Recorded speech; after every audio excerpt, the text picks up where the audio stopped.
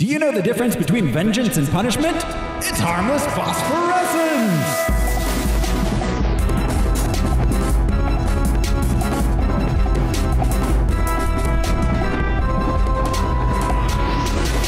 Hello, everyone! It's Thursday, and this is Throw Smiley. Who's joining me this week?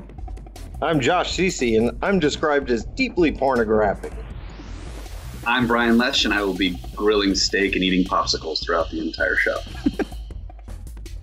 I'm Alaric Weber, and my superhero costume was a gift from my dead son. Oh, Jesus Christ. Too soon? 16 years. Too soon. It's even longer than that. And this is Harmless Phosphorescence. It's the podcast where we watch every theatrically released full-length live-action superhero movie ever made. We gather some research into the production and source material, and we tell you all about it. And I just wanted to mention that this show is brought to you by our patrons.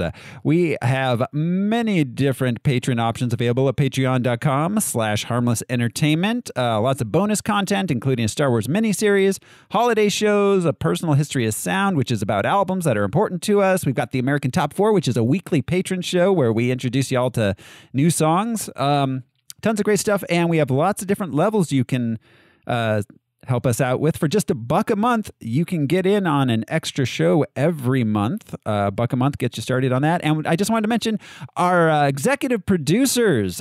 We've got Ember Keller and Michael Beckwith, our two executive producers. Hey, guys, thank you very much for helping out. Thanks. And that brings us back to our show. This week, we are watching... pardon me, I'm sorry. Do you mind if I say something? And Atticus Burkett is our third executive producer. I'm sorry, Atticus. Yes, go ahead, Josh. Yes, Atticus, for sure. He's been with us all along. I wanted to say happy birthday to my wife, Andrea Martinez Cece. Today is her birthday. I'm sorry it's the Punisher, honey, but I hope you avenge my death. Happy birthday, Andrea. Happy birthday. By the time she hears this, happy belated birthday, Andrea. Oh my God, he's playing with the space-time continuum. Happy birthday. Your listeners, you'll know Andrea from our Buffy the Vampire episode. And also, if our patrons will know her from our Independence Day episode. So, happy birthday, Andrea, Mrs. Cece, wherever you are. She's not far. She's right there. And that brings us back to our show this week. We are, as Josh mentioned, watching The Punisher. Can't believe I'm home.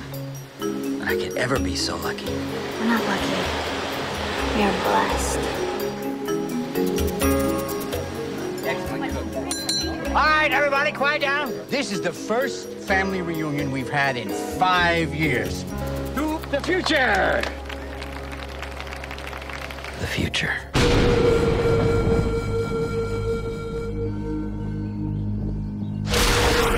The future was something my family would never see.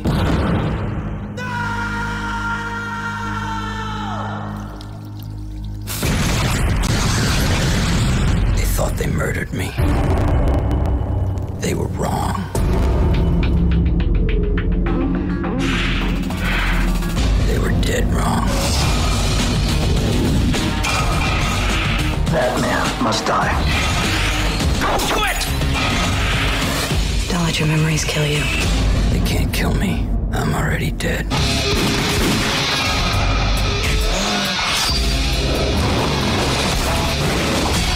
Thomas Jane, John Travolta. Make Castle dead. Whatever it takes. Whatever it costs. This is not revenge. It's punishment.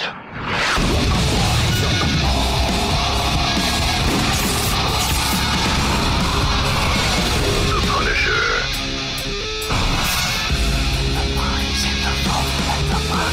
The Punisher, 2004's The Punisher. Oh boy. They were like, are people ready for a sleeveless Punisher? Right. Has anyone seen... Are people ready for a Punisher without a faint hint of a German accent?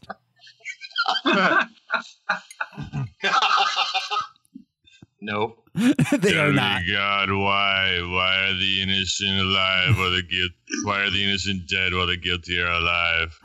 Thomas Jane could have pulled the voice off. Where is justice? Where is punishment? But oh my God, this movie. All right, let's just get started. Released April 16th, 2004.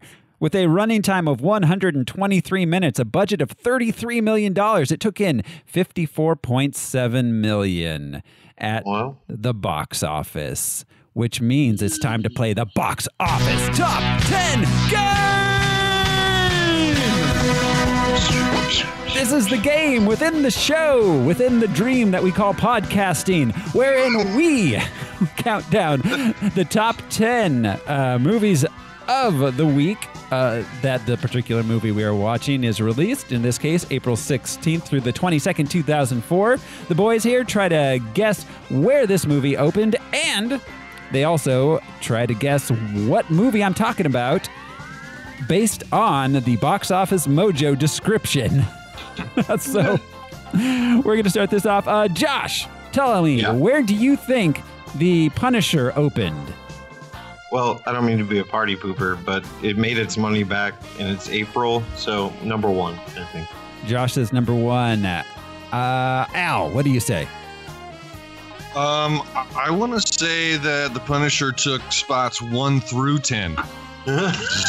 just swept the top 10. It was the only movie this week. I'll take 11, I guess. Help me out of the game. I'm gonna go with 3. Al says 3. All right, Brian. I'm going for number 2. I'm doing it. I'm splitting the difference. All right. 3 of us. He's going to price his right, Al. All right. So, all right. Here we go. Box office top 10 coming in at number 10. Jimmy's quiet new life is shaken up by his old pal, whose wife has been kidnapped by a Hungarian mob. Jimmy's quiet new life. It's a comedy about the guy whose wife gets kidnapped, right? Yes. Is that Very Bad Thing? No, Very Bad. Wasn't that the Vegas movie with Christian Slater? Oh, I guess you're right. Is this Taken? No. You're weren't Hungary? You're about a decade too early. People were taken back then. Yeah, no one was kidnapped prior to the movie. It introduced the concept of kidnapping to the world. No violent movies, man. He has a particular violent. This is The Whole 10 Yards, starring Bruce Willis and Matthew Perry, the sequel to The Whole 9 Yards. All right. Woo! Number 9. Number 9. Coming in at number 9. Oh, God. A group of Texan and Tejano men led by Davy Crockett and Jim Bowie and Mexican dictator Santa Anna's forces at the Alamo in San Antonio, Texas. Dictator, was it? So shitty. Yeah, it's the Alamo. I forget what this is. Thank you, Al. I was so tempted. Yes, the Alamo. I forgot they made that movie. Yeah, same. Didn't help. Site of a very popular Ozzy Osbourne urination. Yes. Oh, I forgot about that too. You gotta get arrested. Is he at the Alamo? Or nearby. That's awesome. Yeah, being outside. Yeah. That's the legend. I guess I haven't. Yeah. But anyway. I heard that he peed out a bat. Yeah. I'll get that check. Shut up and penicillin, we'll take it. Coming in at number 8. The final 12 hours in the life of Jesus. He's just trying to catch up on things in his DVR. It's like, why did I record so many of Housewives show? Exactly. This is the one where Jesus is on a boat, right? Before it sinks? Yes. Part of that whole series of disasters. Rose is like, this is just present. Put your hands on me, Jesus. Jesus disaster movies. Jesus, paint me like your French girls. Jesus is driving the boat and he can't fall below a certain speed. Yeah, exactly. That's called Speegis. Whoa. Sounds oddly sexual. I can just imagine Jesus and Dante's Peak. I'm going to start writing these down, you guys. This is a great My idea. apologies Just to watching any. Jesus run away from something. He never did that. Or is this? Is Or no, this him the one talking that about a has? volcano But and then running away. but there were the dual Jesus volcano movies released at once. So there's Dante's Jesus and the one that's just called Jesus. Jesus. Vol Jesus. Oh, jeez. Or is this the one where Jesus is just dying in bed of tuberculosis after killing those outlaws in Tombstone? Helping the Earth Just gonna Brother. replace every Val Kilmer movie with Jesus. Batman. Yes. Wow, Batman that's a already. side podcast right now. Yeah, for sure. I'm on for that. So for the record, We're number 7. yeah, for the record, it was Passion of the Christ. Yeah, still. At number 7, a former U.S. soldier returns to his hometown to find it overrun by crime and corruption, which prompts him to clean house. Are we It's talking the about one this from last. Yeah, we're only about we're 3 weeks after. What was the last Okay. one we did? Oh, Hellboy. I should pay more Okay, attention so to the movie list. Are there any new ones on your list? Oh yeah, there's new ones. This is the one with the Walking rock, Tall. right? Yeah, Standing Walking Tall Big. with the Rock. Yeah. Standing big. Standing big. Standing big, bigoning. Number 6, Mystery Inc. Gang must save Coolsville. Scooby-Doo 2. Law and Order Special Victims. Scooby-Doo Special Victims Unit.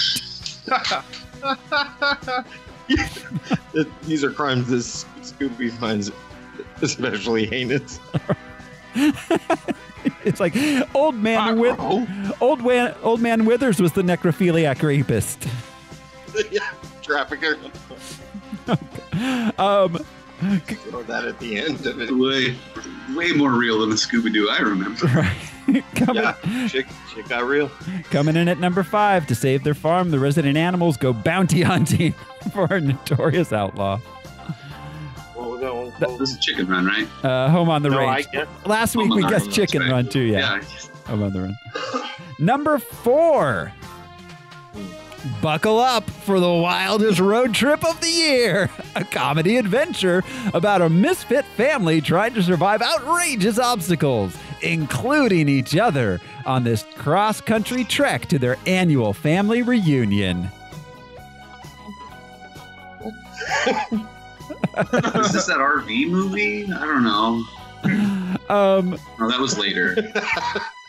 You sound so dejected. Is this You're gonna Addams pass Family this Road last. movie? Adam's no, I wish it was. That would be awesome. Right? This movie stars Steve Harvey, Cedric the Entertainer, Bow Wow, formerly Lil. Oh, geez. Jason Momoa's in this. All right. Johnson Family Vacation. Oh, okay.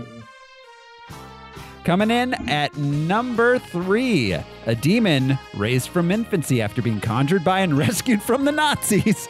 You don't have to read the This is the Ronald Reagan biopic. Yep. Jelly beans. Jelly beans. The Reagan story. Really into astrology. But the same plot, the demon. That's Hellboy. Fighting for Nancy. Coming in at number 2, an undercover FBI agent becomes a vigilante assassin and sets out to unleash his wrath upon the corrupt businessman who slaughters his entire family at a reunion. Brian gets the What do I get? What do I prize. You win the Do I cachet. have to avenge my family? There's a couple reunion movies with very drastic. Yeah, yeah. Johnson Family Reunion and The Punisher are actually very similar. Yeah. And the number 1 movie of the week, which knocked off Passion of the Christ. Last week, that was number 1, by the way. Wow, it really fell. Knocked off Passion. The bride continues her quest of vengeance against her former boss and lover. Part 2? Part 2. Kill Bill 2. Yeah. Woo! I remember seeing that in the theater. I saw it in the theater, yeah. Yeah, that was a good movie. I anticipated that movie greatly. I was expecting that movie to be amazing, and I was very happy with that movie as a kid. Oh, I was very happy with that movie as a young adult. Yeah. Yeah. It's very satisfied. Still, every time I watch that movie. I appreciated it as a tween girl. I appreciated it as a small mole rat. Like only they can. Some aspects never change. And that's our box office top 10 game, which brings us to the character background. Now, our careful listeners may have noticed we've already done one Punisher movie, but we're coming back for seconds. Right. We didn't learn the first time. This isn't a sequel. It's just another Punisher movie. We already did some character background, but Al, do you have anything new to tell us? Have there been new developments in the Punisher? In the punishing. Yeah, his family came back to life as zombies, and they had to be killed again by John Travolta. Zombie mobsters. Yeah. Zombie Travolta. Okay. A shot. It's got to be a shot to the head. You know, nobody knows that in this movie. Double tap. Yep. Yeah. Double tap. Okay. Quick refresher on the Punisher. First appearing in The Amazing Spider-Man, number 129, all the way back in February of 1974. Frank Castle, born Francis Castiglione. He is a former Marine Corps scout sniper, skilled in marksmanship, guerrilla warfare, and hand-to-hand combat. His wife... Are you sure he's not a Navy SEAL? Or a DEA agent? Right. He worked for ICE. Oh. Yeah, I don't know. Vanilla a DEA Ice, agent who reports to the local Tampa PD, apparently. Oh, okay, all right. Hold your horses. All right. Anyway, we'll get there. We'll get there. So his wife and 2 children were murdered by the mob after witnessing a killing in Central Park. Central Park. Central Park, New York City. Central Park, where Rachel and Ross hang out. But they just moved from New York to Florida, right?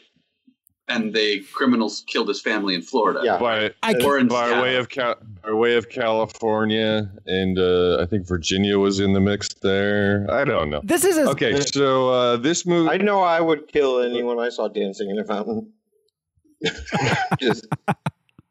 I'm just kidding. Dance away. This movie is said to be based mainly upon 2 different Punisher stories. The Punisher Year One, which was published between 94 and 95, and the Punisher Volume 5, alternatively titled Welcome Back, Frank, which ran from... Oh, Mr. Castle! That ran from April 2000 to March 2001. Year One, as it predictably delves into the events immediately following the deaths of Frank's family. Or made him Batman. Yeah. And his rise from a left-for-dead grieving father to the skull vest-wearing vigilante known as the Punisher. Yeah, in this one, pardon me. You were probably about to say it. So it was based on that storyline, but how similar were their deaths, movie compared?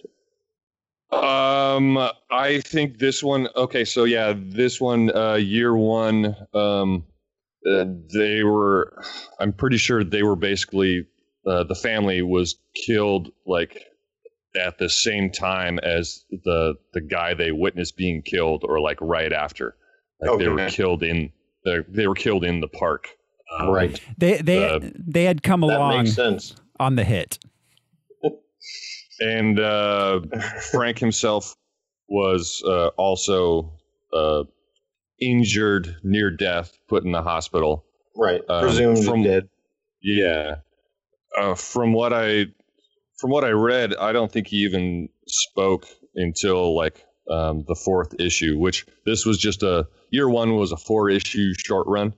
And it was written by Dan Abnett and Andy Lanning, penciled by Dale Eaglesham, and inked by Scott Koblish.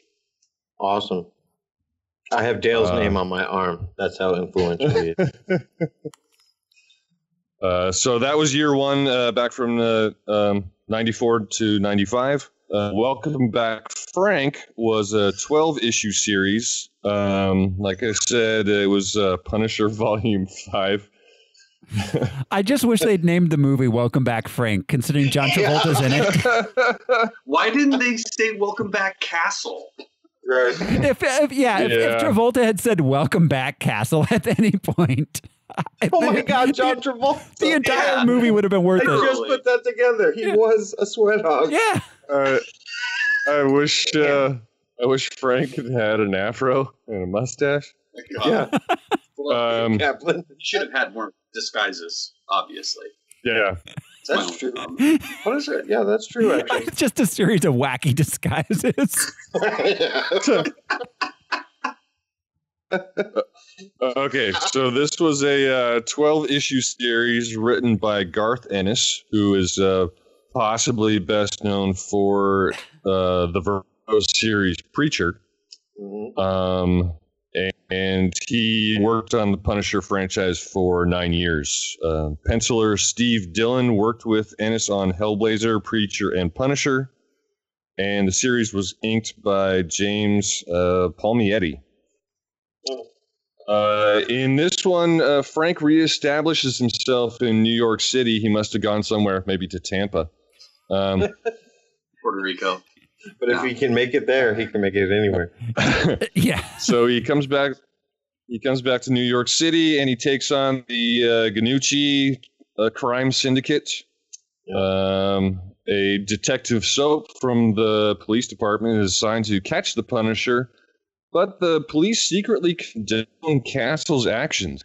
Frank reluctantly gains 3 loyal friends in his neighbors, Joan the Mouse, Mr. Bumbo, and Spacker Dave. Wow, they are actually based on... Okay. Interesting. Yeah. Wow. Yes, they are. It sure felt like a shoehorn situation. It felt like someone wrote an entirely different movie and accidentally mixed the pages in with the script to this one. Yeah, there's a couple of kinds of movies happening here. This, just to touch on that, they're real characters. It felt very like Hawkeye is always written like this. Like Hawkeye and his neighbors. He's very normal. It was weird to see the Punisher written as like mingling with people. Right. Yeah. But now I get the idea. Now I sort of hear the title, Welcome Back, Frank. Now, now makes sense. There's a cast of characters. Yeah, that makes, Yeah. Okay. Like, Welcome Back to Life. They really needed to lean into that joke more, if that was the joke. Yeah. Especially having Travolta in the fucking movie. Yeah. Giving him the Benny. Well, I mean, his dreams were his ticket out, but...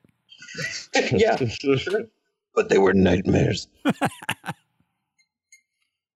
So the be murdered. The Ganucci family learned where Frank lives and stage an attack. Spacker Dave suffers torture at the hands of the Ganuccis, his piercings ripped out in an attempt to gain intel on Frank. After dismantling the Ganucci operation, Frank gifts his neighbors with a very large sum of money from the crime family as a gesture of thanks. Joan and Dave would go on to play larger roles in Frank's life down the road. Bumpo would move into a hospital after, quote, something important fell out of his bottom. What? What? Yep. Jesus. Yep. I never wrote it. Something important dropped out of his ass. Jesus. He had to live in the Somebody's hospital. wedding ring or something? What the fuck? Ever after. Wow. It's 3 years, but here it is. It was a mogwai. Yeah. No suppositories Can't after wash midnight. that thing. You can't wash it. Can't feed it after midnight. It's just gonna smell like shit and be really pissed off. Anyways, Bumpo's ass. The Russian also came from this series. He would appear in. Well, he was mentioned in, I think, issue 8, and he would show up up until issue number 11. Harry Heck Stanton, who in this we've got was Harry Heck. Okay. Yeah. The honky tonk angel. Not to be confused with Harry Dean Stanton. Yeah, right. Exactly. He was actually he came from Arkansas. But it was funny. So in the book, he and a couple of others, other assassins, like had a meeting about killing Frank Castle. And then Harry Heck Stanton, he like leaves the meeting. He's sitting in his car, lights a cigarette, and he's immediately attacked and killed by the Punisher after the meeting about killing the Punisher.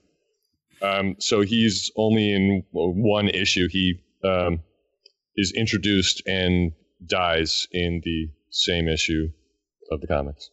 So, but that would be an interesting surprise as a comic book. They're seeing the movie. Yeah. I'm like, oh, they're following it, but they're not following it exactly. That's kind of neat in that sense. And they sprinkled in some other elements, kind of like Hellboy did. They would like grab scenes that they liked from other Punisher stories, put it in the movie. That's fair. The Saint family.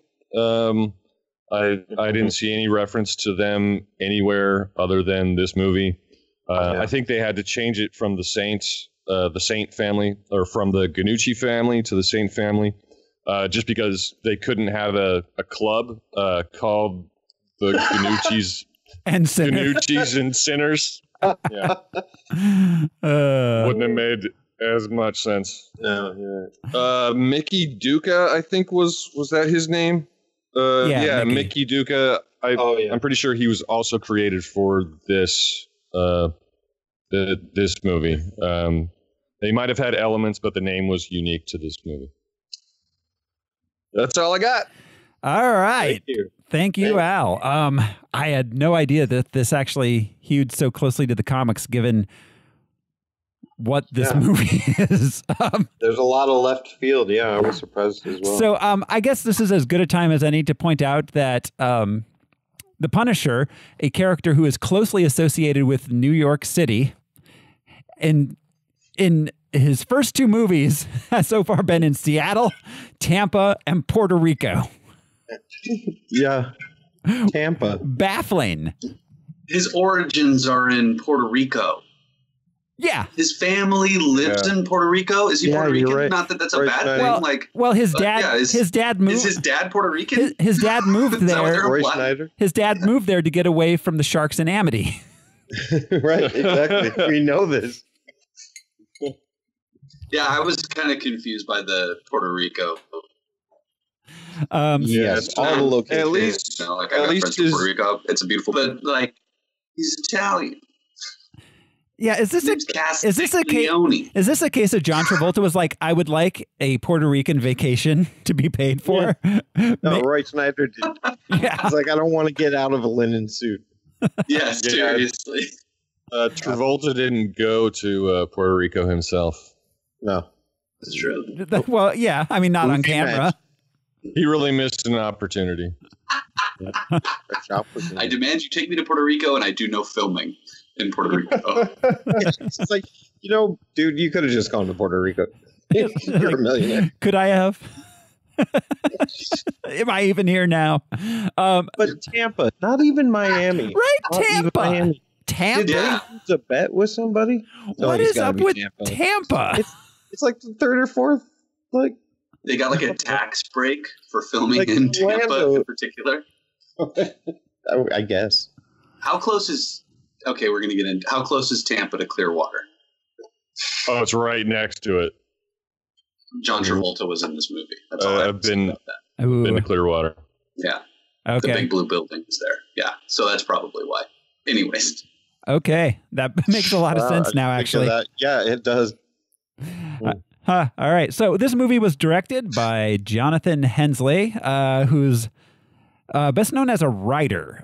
He wrote Jumanji, Die Hard with a Vengeance, Armageddon, or had credits on him anyways.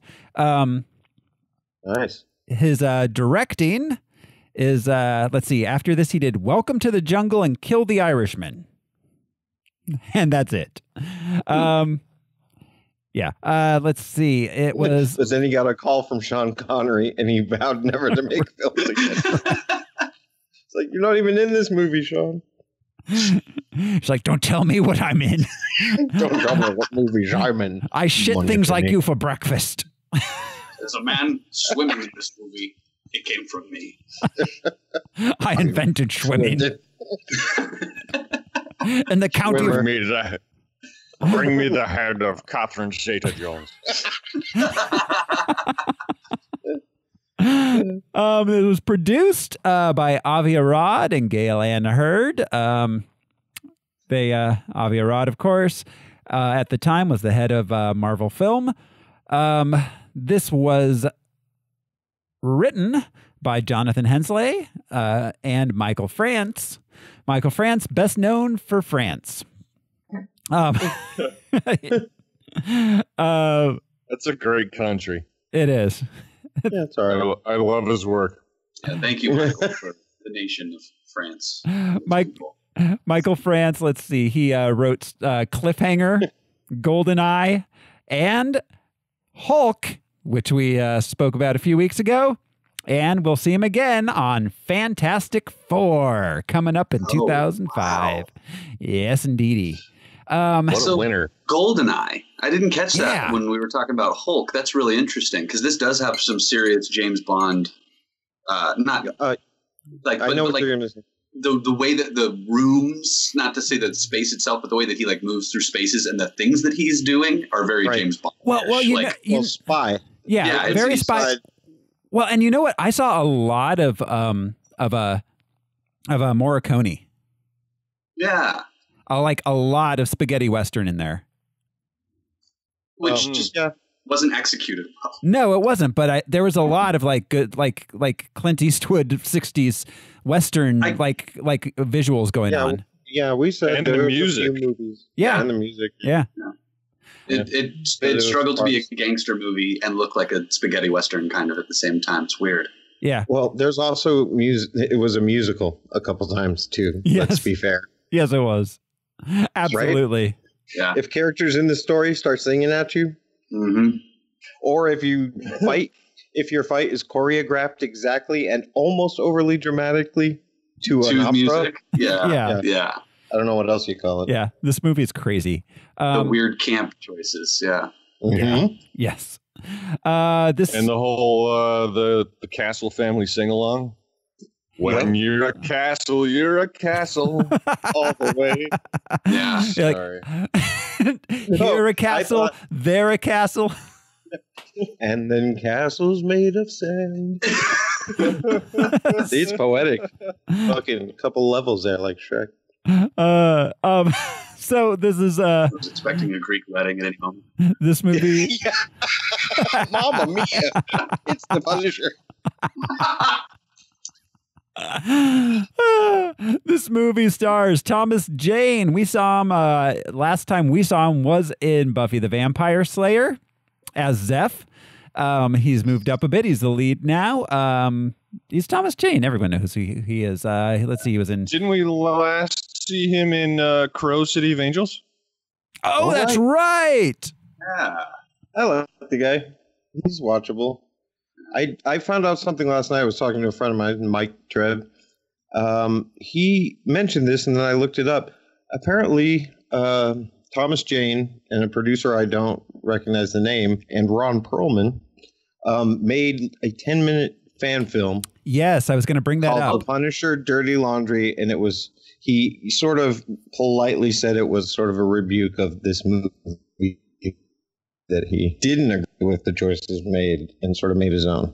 So I think that's fascinating. I haven't watched it, but you can find it on the internet. It's very cool. It's very awesome. good. Oh, yeah. awesome. It's cool. It's really cool. So that says a lot. that almost like, imagine if Chris Reeve like made his own Superman movie after Superman 4. And he was like, you got it wrong. 10 minutes of me being Clark Kent and Superman. Well, and getting rid of the nukes. Just getting rid of the nukes and doing his...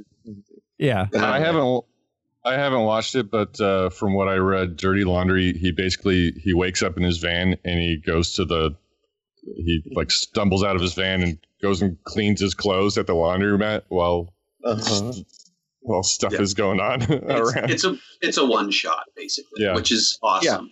Yeah. But it's like a actor and fan funded one shot. It was a cool moment. I remember when that happened. Yeah. I saw it when it first came out, and then I just watched it again yesterday after this as kind of a palate cleanser. It's good. It's really good. It's fun. I think I recall Thomas Jane, who was just Tom Jane in this movie. But he had to earn the ass. Yeah. I'm pretty sure I remember he did the voice of Frank Castle, the Punisher, in some animated stuff as well after this. Oh, cool. Maybe some video games.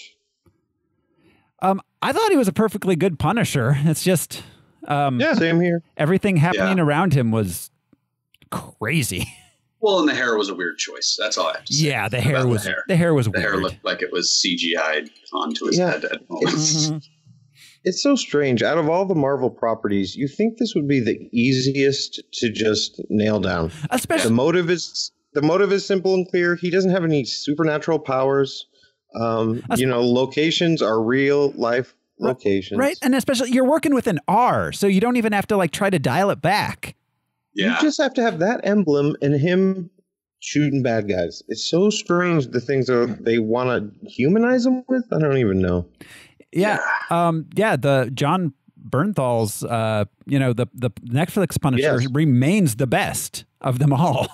And he was a great casting choice as well. Yeah, he was. Oh, absolutely. This movie also stars Jonathan Joseph Travolta. Wow. John Travolta. This fucking guy. This dude, obviously starred Welcome Back, Kotter, Saturday Night Fever, Grease, Urban Cowboy.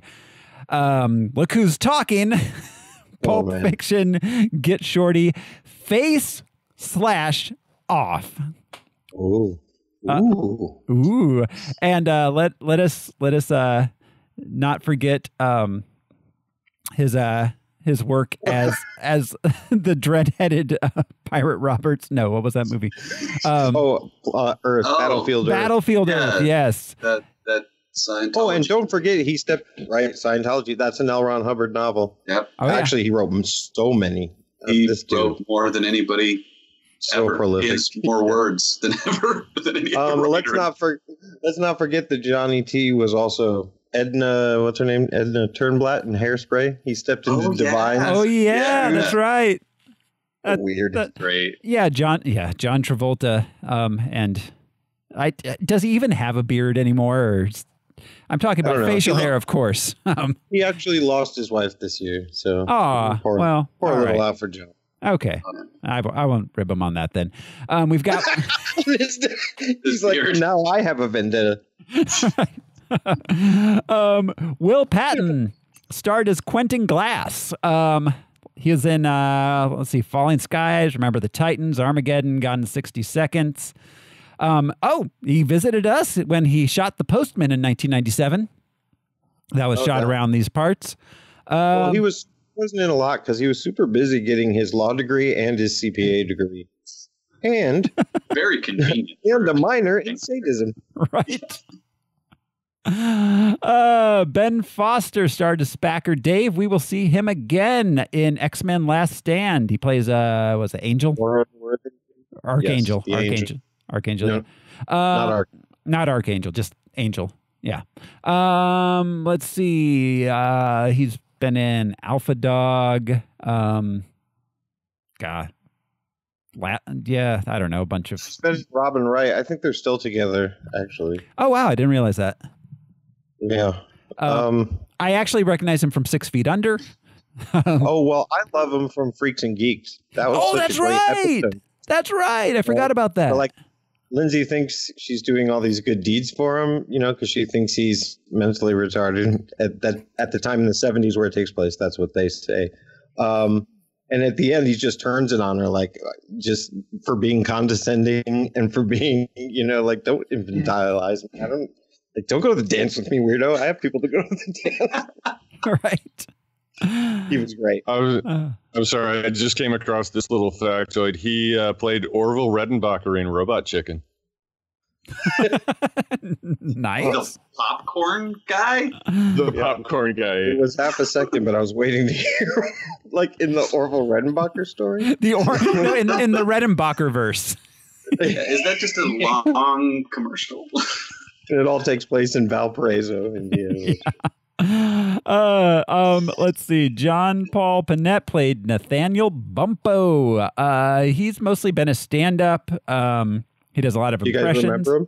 I remember seeing him like on Comedy Central stand-up in the 90s. And MTV, the half-hour comedy hour and stuff. Oh, yeah. He was most famous for the bit about the all-you-can-eat buffet and, like, taxing it to the limit. And he's like, you go now. You've been here. Oh, that guy. 4 hours. Yeah, that was him. Okay. That was his big one. He was also in Revenge of the Nerds 3 and 4. He did some work on Alf.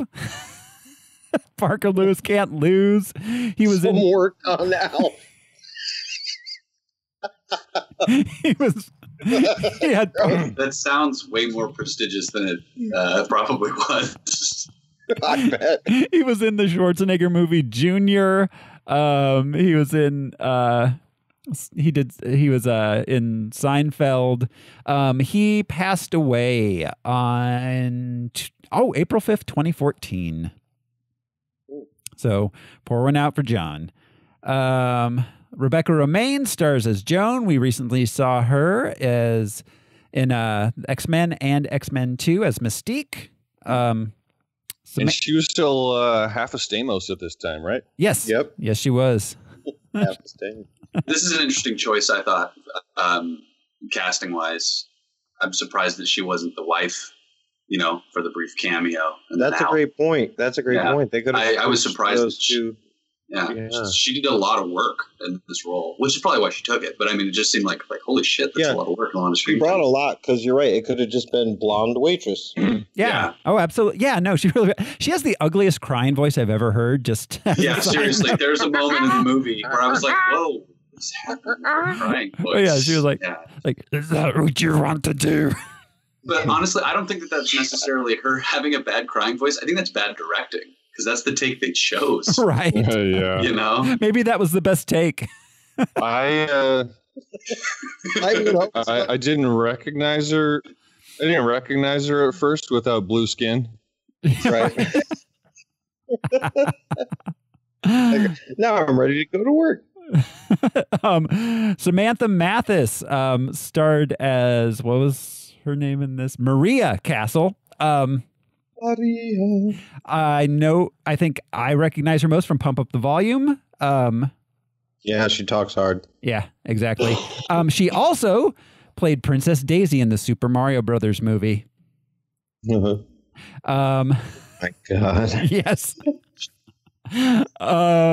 Let's see. Marcus Johns played Will Castle, Russell Andrews as Agent James Weeks, James Carpinello as Bobby Saint, and John Saint. Oh my God, they hired the same guy to play both the brothers. Was he supposed to be twins? He Hallie milled that shit. They never mentioned the twins thing. He had a fake mustache in one. Oh my God. But they had to be, right? Because I looked back and I was like, isn't that the guy that just died? So yeah, they must have been twins. Oh my God! Said out loud at some point in the movie. You think he'd be like, "You killed my twin brother, you piece of shit!" Right? Prepare to die. Oh my God, this movie is crazy. Laura Herring as not Olivia Saint, just Livia Saint.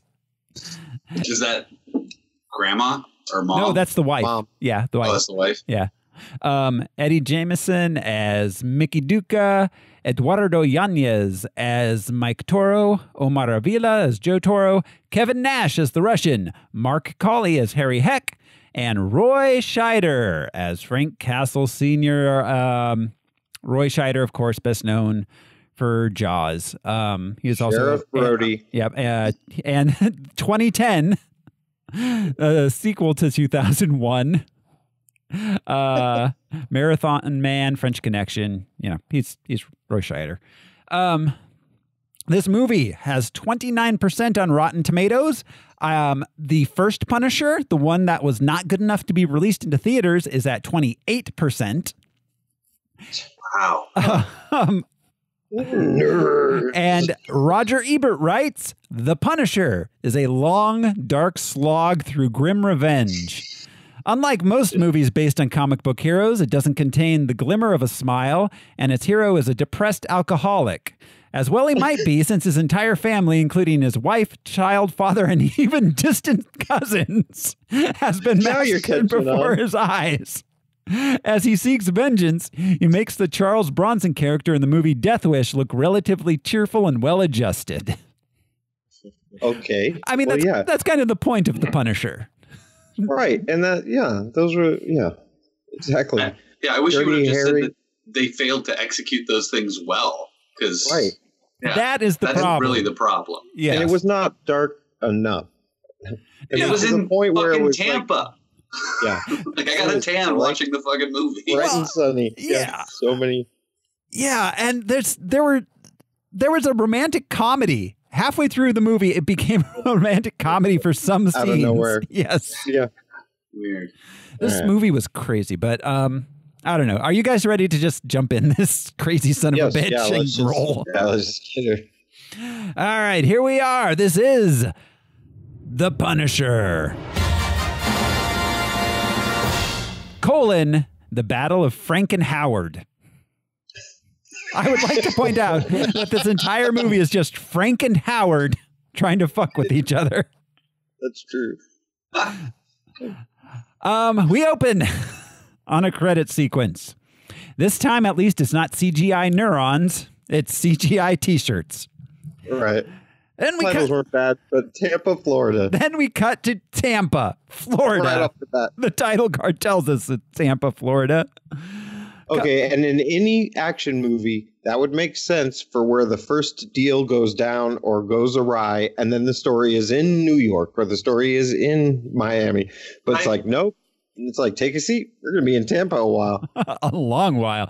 Except for when we're in Puerto Rico. Yeah, in my mind, adding New York is easy. You go from Tampa to New York to Puerto Rico into the first act. Bam, done. You meet your family back in New York because he just catches a flight. He's an FBI agent or something. But they live in Tampa. They live in Tampa. And this Tampa gangster who also lives in Tampa.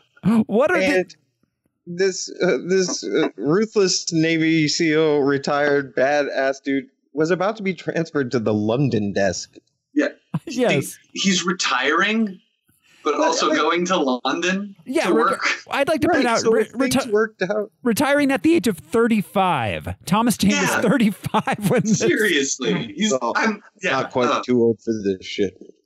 Yeah. After serving, I'm sure, for many years in the military also. Yeah. He then retires from the at the age of 35 to London. I assume makes zero sense.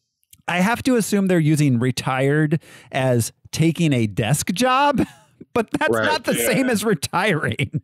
Yeah, they didn't explain that. But like I said, in the alternate reality where his family didn't die, Frank Castle is just a happy-go-lucky paper pusher in London. Right. He's acclimated to the society and weird. Maybe he's building model boats in bottles. Yeah, probably. Drenching with woolen sweaters on. Drenching everything in furniture. Drenching everything in brown sauce. Possibly learning scrimshaw. Yeah. Nice little knife. Like, I might have enjoyed seeing that. Weekly. No, instead of this bullshit. So, all right, we're in Tampa. A couple of mafia boys roll up in a yellow car with a suitcase full of cash to make an arms deal with a German wink guy and his crew. Okay, if anybody else wants to, they can jump in. But like the fucking Punisher's outfit, can we just? And he's smoking a Virginia Slim. Yes, or was it a Capri? Like same. What was his name? Yeah. Rolf? It wasn't Rolf. It was Olaf. Otto Krieg. Otto Krieg. That's a cool villain name. It is. Well, he met him in Amsterdam, and they had smoked hash in Amsterdam together. So at some point, the Punisher is dressed like that in Amsterdam, smoking hash. Yeah, wearing a linen suit and chanclas. Yeah, he wears flip flops to the fucking pier. Weapons deal. Oh my God, this movie is insane. It is Tampa. It is Tampa, and that's what I thought, and that's why I hated it. What happens in Tampa stays in Tampa, or Puerto Rico. Footwear-wise. Yeah, I'm under the impression all of Florida is barefoot. Sorry, Florida.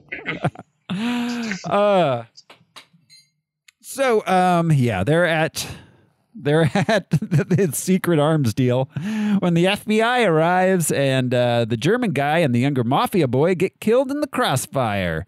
Other mafia guy gets arrested.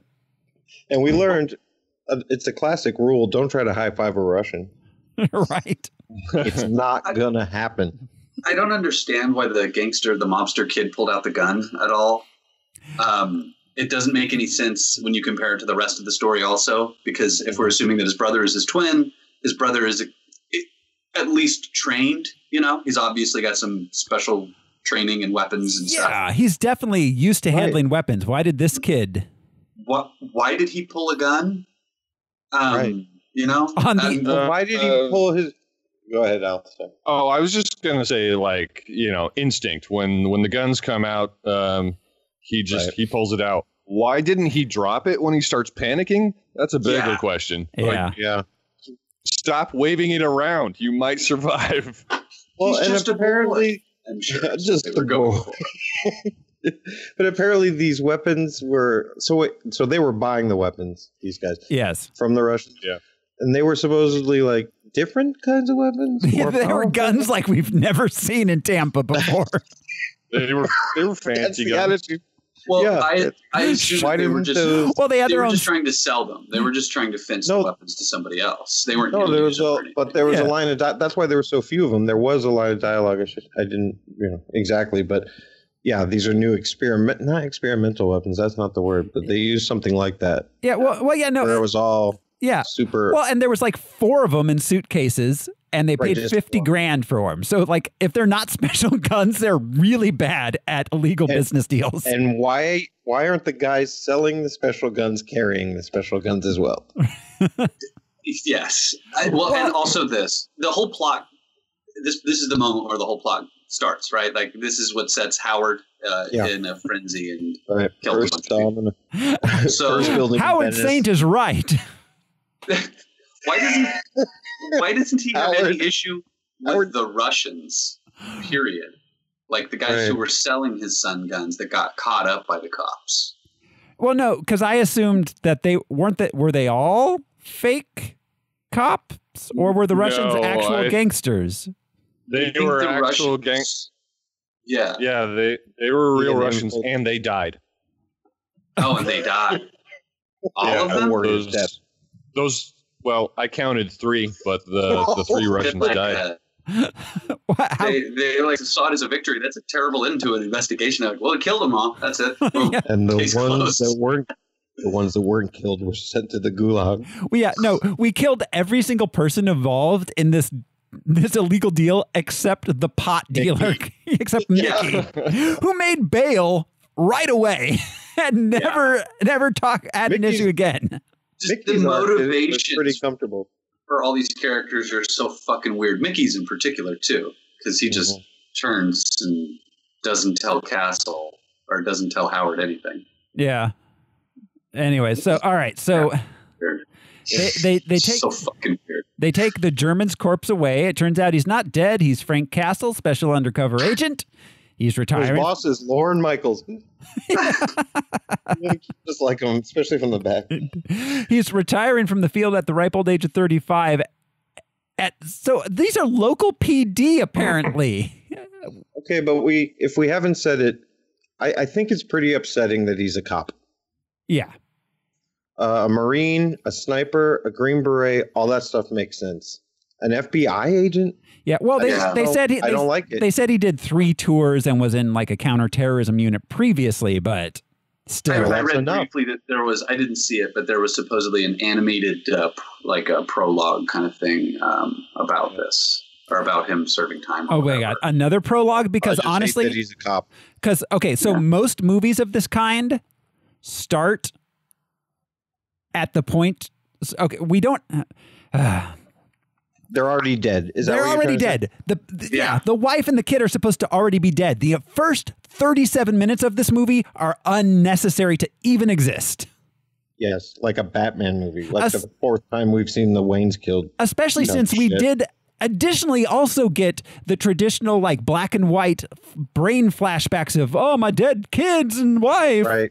We got that too, which usually is enough of a device to show us what happened without actually having 37 minutes of seeing it happen. Well, and like, the sadistic slow motion murdering of or not slow motion, just real time murdering of the family is a really weird choice. It's very like Scarface. I think they were going for something bigger by doing it, and it just didn't work at all. We're just like, well, they're all dead. I dig what you're saying. Yeah. Priest and his like Florida type gangsters, and I see the Scarface shit in there.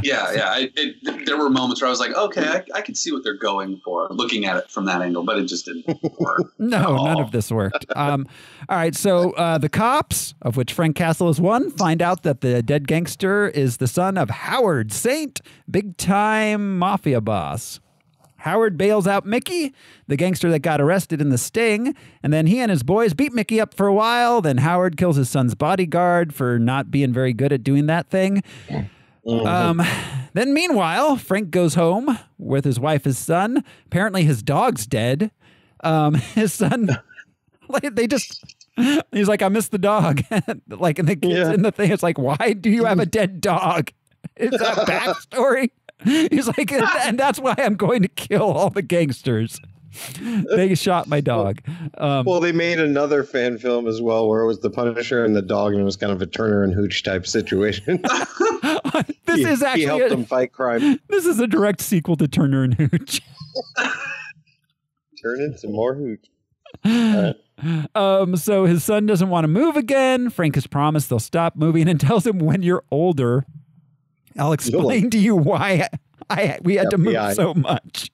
I'll explain the FBI and the murder police. Once you can understand. So then we cut back to what is clearly the night before, where Howard identifies his son's body and the morgue and vows revenge on the people that killed him. Right. It had to be the night before. Yeah, it's night. His son's freshly in the morgue. He's wearing the same clothes. Right, but storytelling-wise, why would you have him identifying his son after he kills the bodyguard for letting his son die? Like, you should have the identification first. Like, I see it for myself. There's my son. Oh my, anyway. I didn't catch that. That makes so much sense. Why the fuck did that happen in that order? That's so dumb. Well, Howard does take people's word a lot, which is bullshit. But he kills people just on like rumors. Yeah, Howard's out of his mind, but he loves a pun. It's true. Loves a good joke. He's got a good sense of humor for a little history lesson. So then we cut to the movie turns to Club Paradise. Right. Then we go to Puerto Rico. Frank's enjoying the Castle family reunion. There are a lot of castles. Well, because it's not just the Castle family. It's his wife's family, too. It's everybody. They joined up the two families. Yeah. But they never mention her maiden name. No. Yeah. They don't tell us the name of her family. They're like, you're all castles now. We're absorbing you. Right. Well, and there's a lot of kids there. And clearly Roy Schneider is like the patriarch of the family. That's his only grandchild. Like, none of those others are.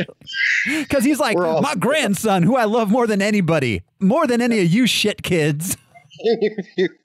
So I would have opened fire just to stop the dancing. Does his wife's family have like a huge family, and the Castigliones are just the three of them?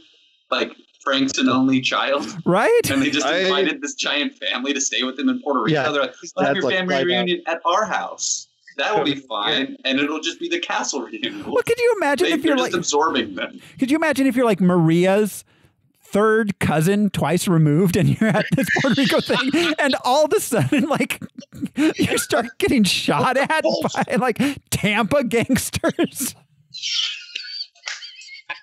They followed us from Tampa. They took the whatever highway. I sell insurance in Tulsa. What the fuck?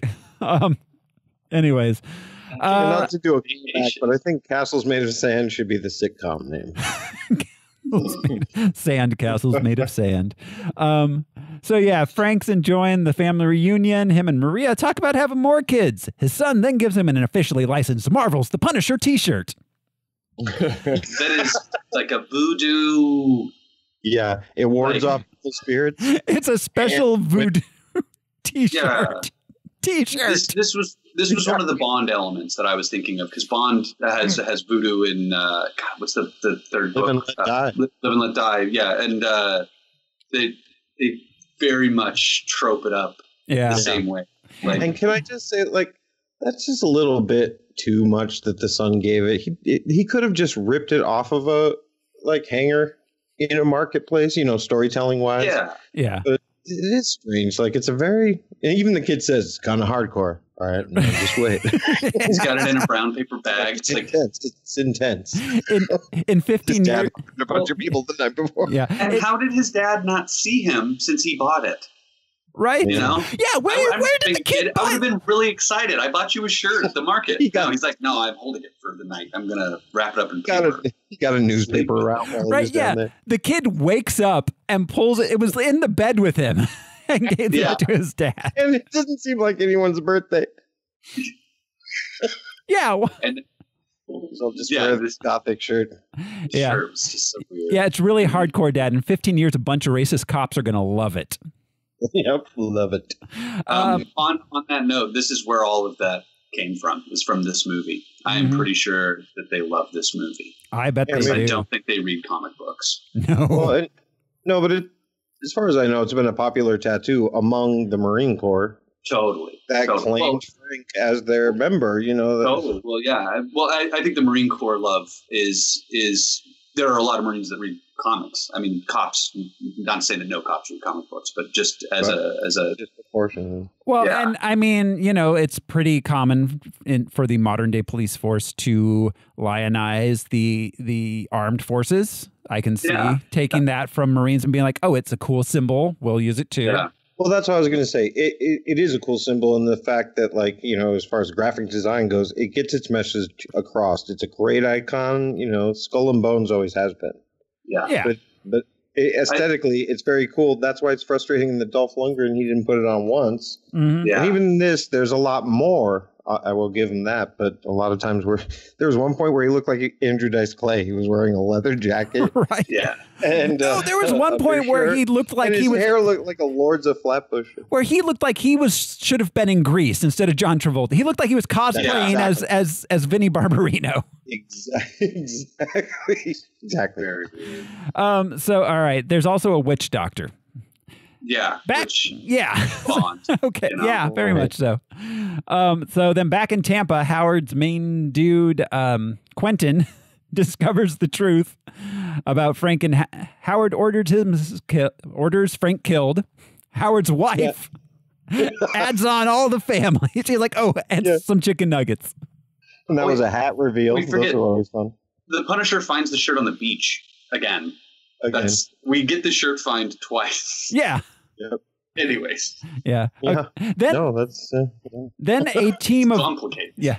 Then a team of mostly geriatric hitmen, strangely geriatric hitmen, travel to Puerto Rico, where they.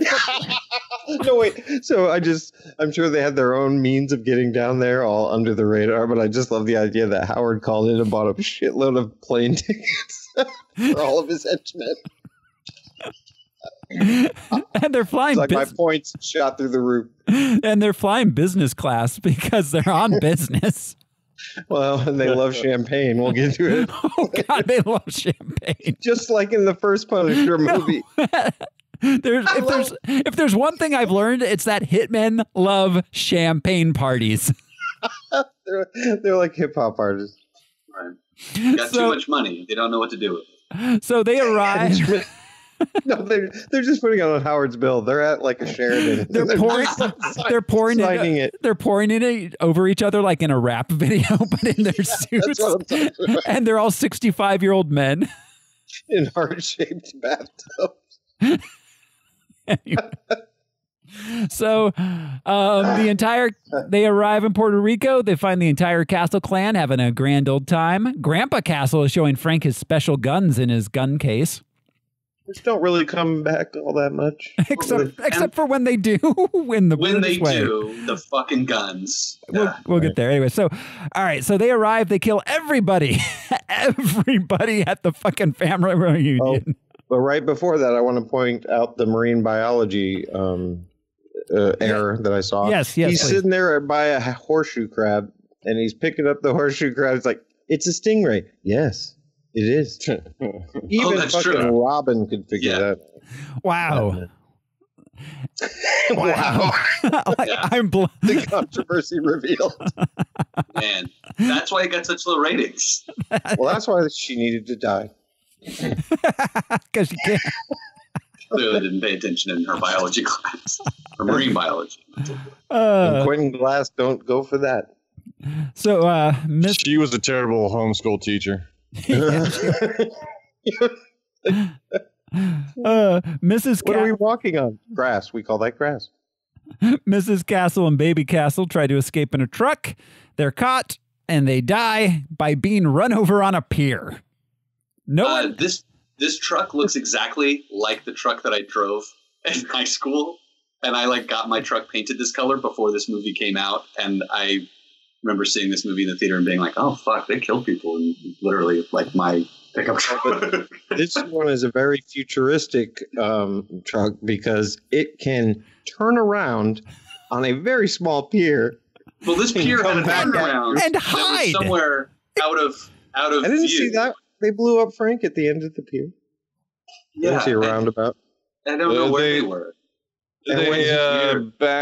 They pulled onto a boat and backed up back onto the pier. I don't know. I'll buy that.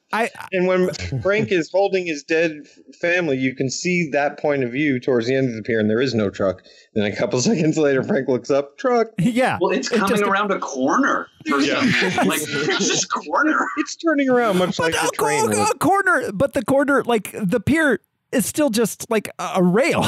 You can see around the corner completely. A pier, right? Yeah, doesn't make any sense. Just reappears. And I would like to point out that Frank's wife and son are running straight ahead away from the truck when there's open water on both sides of the fucking pier. They could jump into it any second.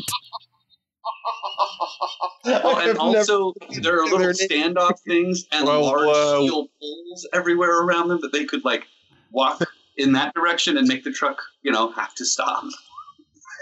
It just, can't get me. So Will can't swim without a snorkel. That's why he didn't dive off. And I don't think Maria could swim at all. She just likes wearing bikinis. They were ironically killed by stingrays. Yeah.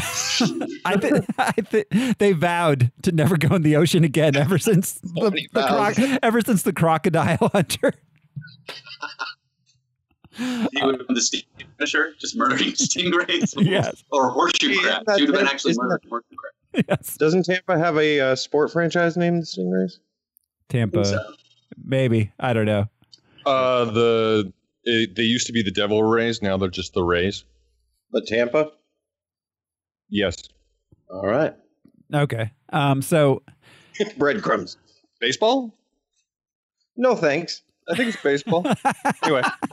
So Frank finds his dead wife and son. Then the mafia fellas bust him up pretty good. They shoot him a little bit. Then they light a fire near him. Okay. With diesel, by the way. Which doesn't light like that. You tried to kill him by, no headshots, just body shots, and then lighting him on fire above water. They don't even light him on fire. They light the fire near him. Right, exactly. And underneath water. Underneath water. Yeah. You're not really crossing your T's and dotting your I's there. Right. So the gas pump explodes, knocks him into the ocean, where he floats away and is discovered and healed by the previously established witch doctor. Who we only see him wave to because we know that he can swim to the island. Yes. Like, right. That's a lot of work. They're doing a lot of work. Don't tell us all this shit. they mentioned that Frank was, they said whoever's crazy enough to swim over there, alluding to Frank. So I think Frank and Candelaria, they had an established relationship or friendship. Let's see. I'm still alive, only very badly hurt. So back in Tampa, Howard is at his club when he gets the news that Frank is dead. I had no idea that was a club. It took me a little bit. I thought they were going to like a charity function, like in superhero movie. Right. So then he makes his wife dance with Quentin, gets immediately jealous about it, and then gives her diamond earrings and has weird Travolta sex on her. And all the while smoking a like Gandalf type pipe that we don't see ever again. What is going on? It was like weird, like a black glass pipe too. It was weird. I feel like there was a salsa dance floor with salsa music, and then where he was sitting was a little jazz combo behind him. Were they both playing in the club? Right, and they cut to that singer who was like singing a very specific song, and I was like, "Oh, is this from the movie? Is this a singer?" And I looked it up. No, it's not in either case. Like a prominent song, an actual singer, or in the movie soundtrack. Wild. And they show that Mickey Duca has apparently been entered into indentured servitude for the same family. Right. He has a life debt like a Gungan. He's now a valet. He parks cars. Which he was Later, he'll be a waiter. Yes. Champagne deliverer. Yeah, and then all this checks out for a pot dealer. And then at some point, he just hangs out in the house dealing with their bills. Yeah, give me the mail. So, all right. So, Frank, meanwhile, is feeling much better. He visits his dad's house, the place of the massacre, where the local law seemed to have cleaned up all the bodies, boarded up the windows, but left his dad's expensive gun collection untouched in their display case. What the fuck is that? Right? That's the worst storytelling. Well, and it's the only should have been buried in the sand or something. Like, son, we're going to bury these guns in the backyard together. Yeah. You know, like, I keep them in this block of concrete that I am chunk dropping right here. You know, and they die going back to get the guns or something. That would be 100% better. Yeah, like the shirt, you know, have the Punisher. Yeah. But that was the only device that reminded me that was his father's house and not just where they had a family reunion. Yeah. Exactly. I forgot that. Yeah. So he finds the shirt, the officially licensed Marvel's The Punisher t-shirt his son gave him, his ex-son gave him, and tells the witch doctor, God's not involved. I'm going to Tampa. God's sitting this one out. And he goes to Tampa. He gets himself an apartment in Tampa and decorates it with weapons and booby traps.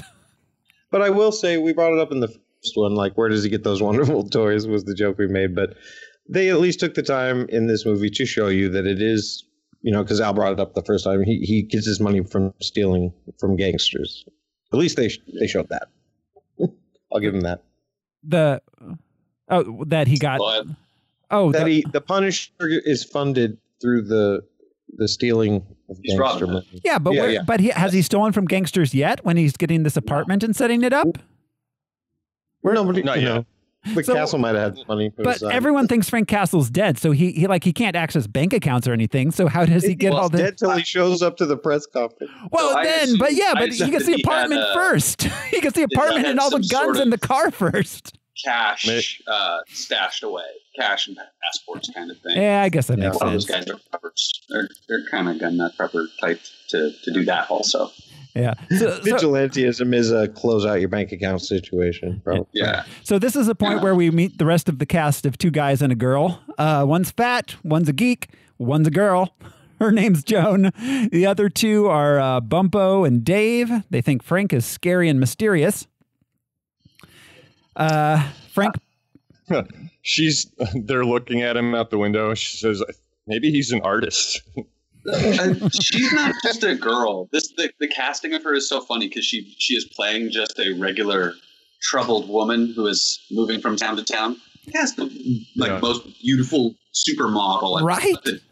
Right, yeah, running from her past. The role, yeah, should have been Janine Rollo if it was just like, I'm just some regular ass chick from Jersey. Now I live in Tampa. It sucks here. Well, I think you said it earlier. Samantha Mathis should have been her. Yeah, that would have made so much sense. And his wife should have been nobody because she gets gunned down right away. Right. Yeah. Samantha Mathis would have played that part perfectly. The Joan part. Yeah. But you're right. It's like, it's hard to look at Rebecca Romaine and be like, yeah, she's had it tough. Well, she may have, but it's just like also, holy shit, she's one of the most recognizable human beings from advertising. Well, and she's definitely strikes me. Beautiful people don't have hard lives. Well, she definitely strikes me as an alcoholic waitress. Right. Well, no, then she alludes to the needle.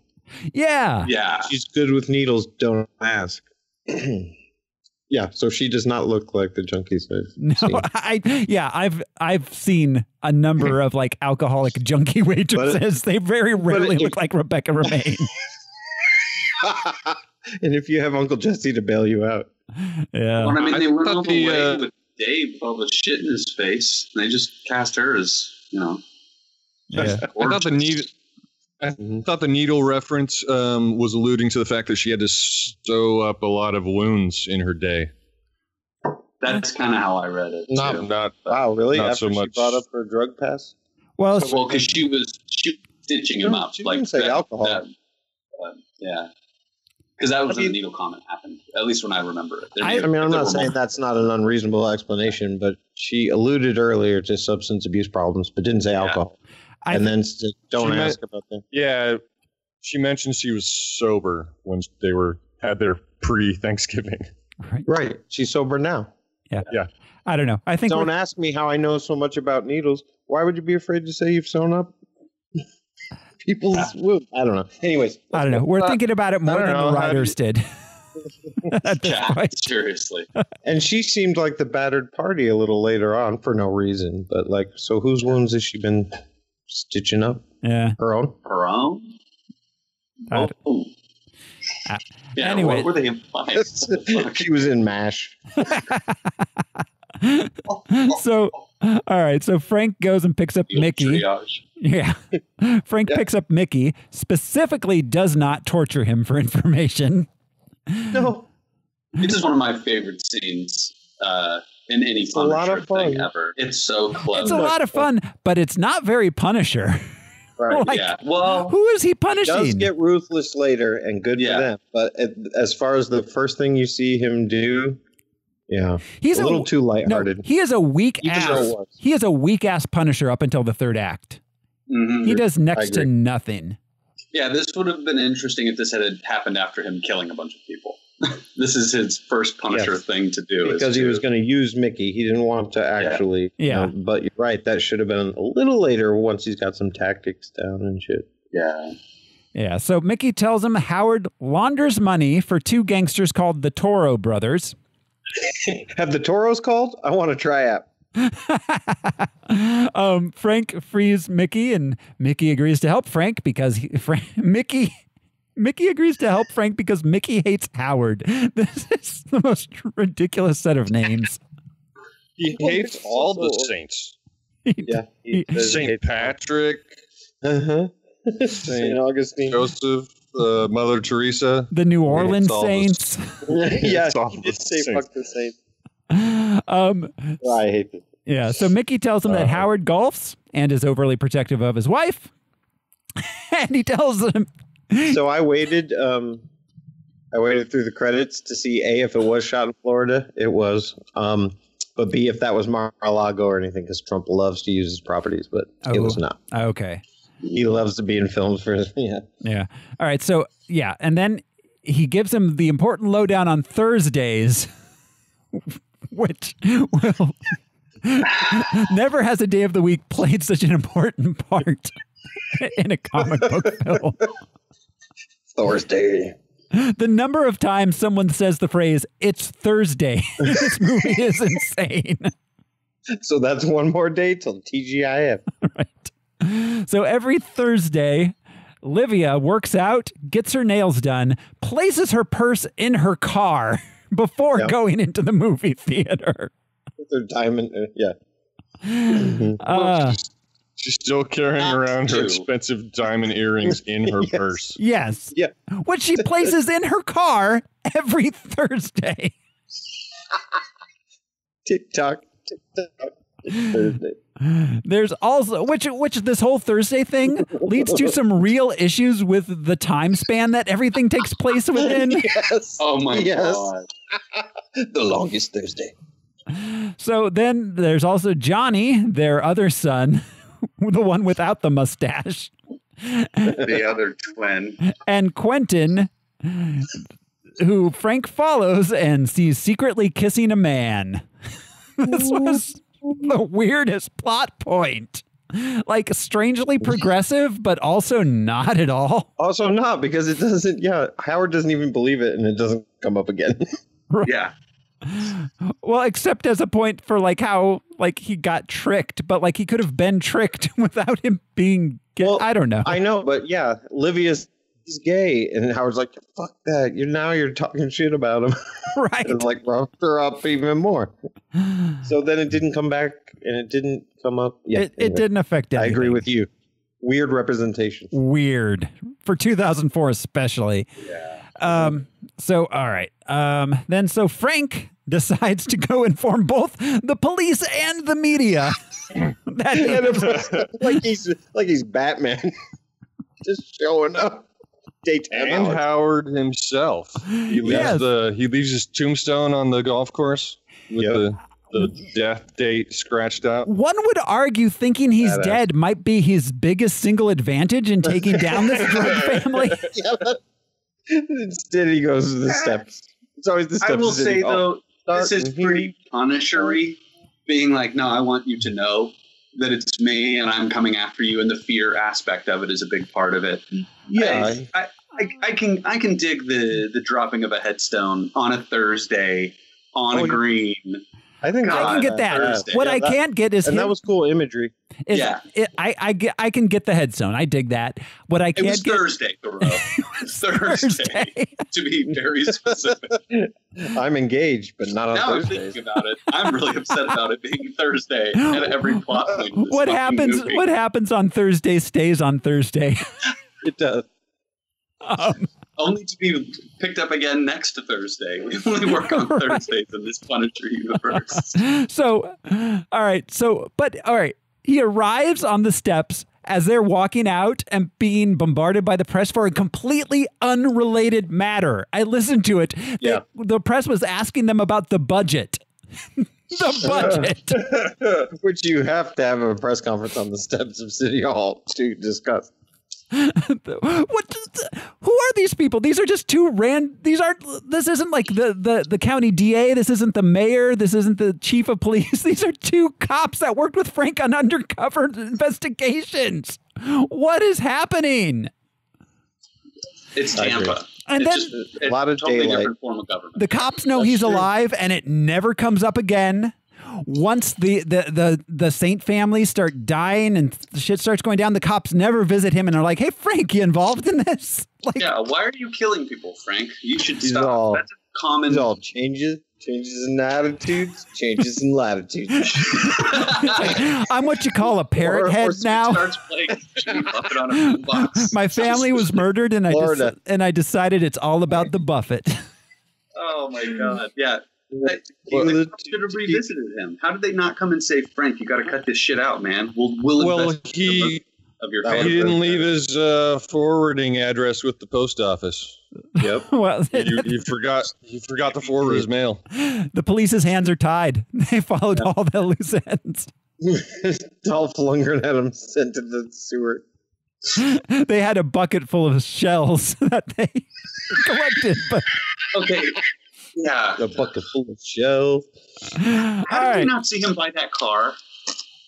Right. Yeah. God damn it. That would have been cool. All right. So, one of the funniest things is coming up. Here. Okay. So Frank goes, he breaks into Howard's operation. There was a bunch of money out the window. No way. The guy who he throws the soup on is just reading a stack of money. Like he's intensely looking at the stack of money. And the Punisher had to walk up to the table close enough to grab the soup.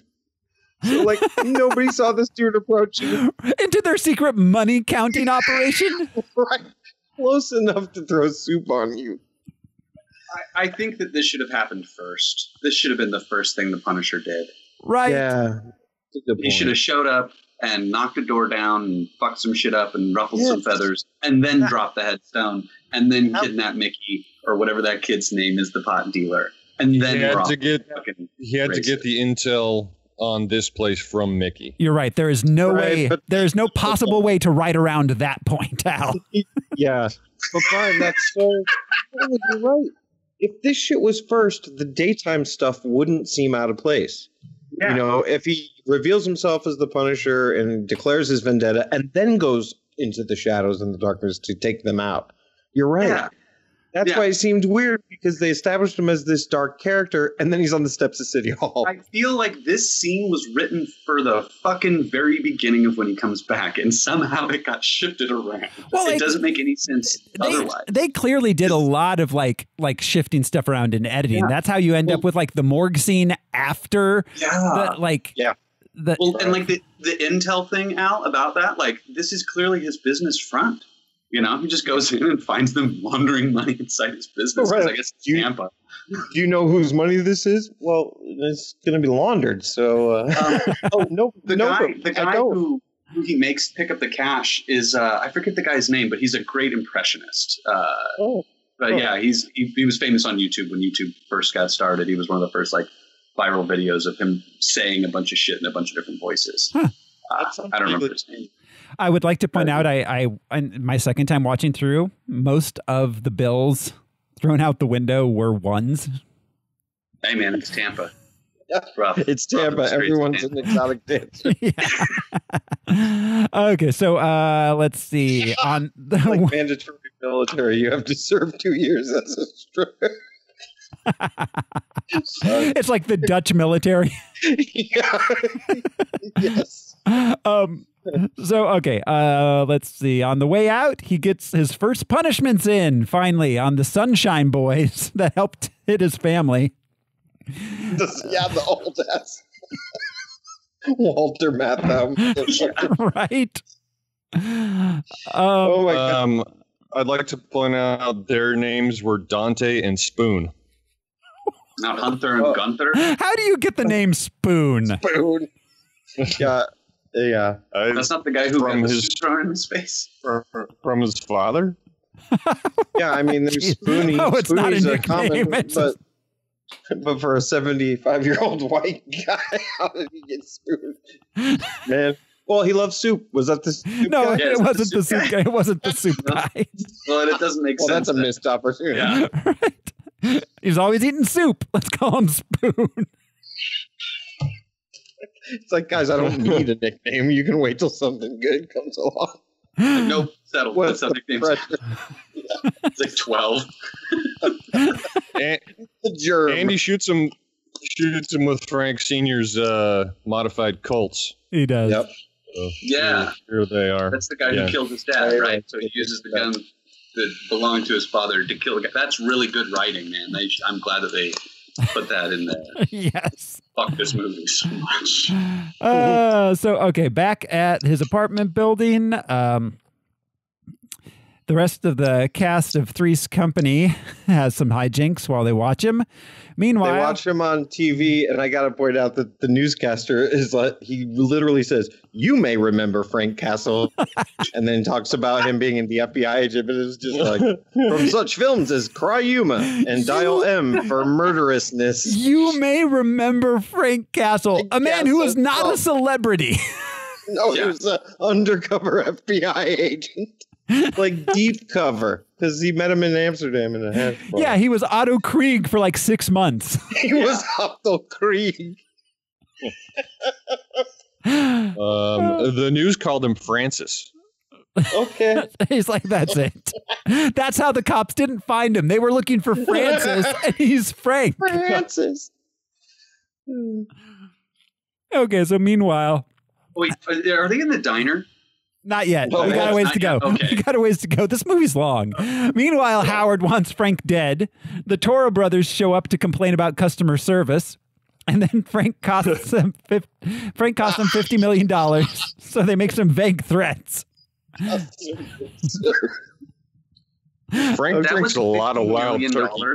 Yeah, he does. That's a lot of money. Yeah. At $50 million, like, I guess cubic feet of money. That's a lot. If they were all ones, fuck that. Well, yeah, except there were a lot of ones. 50 million ones would fill up most of that floor. Yeah, seriously. So, all right. Howard instructs Quentin to call in the guy from Memphis. Oh, my God. Meanwhile, at Frank's apartment building, the cast of Rent is having trouble with Joan's abusive drunk boyfriend. Luckily, Frank beats him up and the boyfriend leaves. The neighbors are impressed. Joan, enter and exit in the same scene. Yep. Joan he flips from the movie. The butterfly knife at him, and it's supposed to be so fucking cool. And I remember being young and thinking like butterfly knives were cool, and never thinking this scene was cool. It just did not work ever. He just seems so dumb. Yeah, I knew 14-year-olds who could do better than that. Yeah. And they were tough 14-year-olds. Sorry, Thomas Jane. Joan talks to Frank. They have a moment. She tells him she saw him on TV. He's like, wait, really? That's probably bad for me and my vendetta against the mob. He's like, but for my influencer career. It's great. Hashtag Punisher. Hashtag blessed. Hashtag his wife even said they were blessed. Hashtag live, love, punish.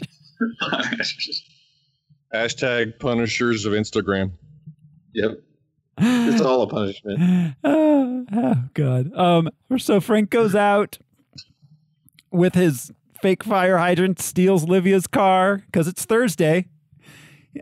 He uses her car phone, which, okay, this is 2004. In 2004, cell phones were everywhere, and she still has that car phone. Yeah, they had it. Tampa. Yeah, it's Tampa. She went to see, if you saw the marquee, she went to see the Buenos Dias Pablo Film Festival. Yeah. The fuck? I'm sure it was an Easter egg for somebody the director knew or whatever, but yeah, film festival right after that. They could have just said Buenos Dias. And again, she leaves the nail salon where she had her purse, puts her purse in the car, and then goes to the movies. Well, that's how emboldened she feels as Howard's wife. Like, who would steal from the priest? Then why did she have it in the nail salon? I don't know, man. So, all right. So, he steals her car, uses her car phone to call Quentin and extort him for being gay.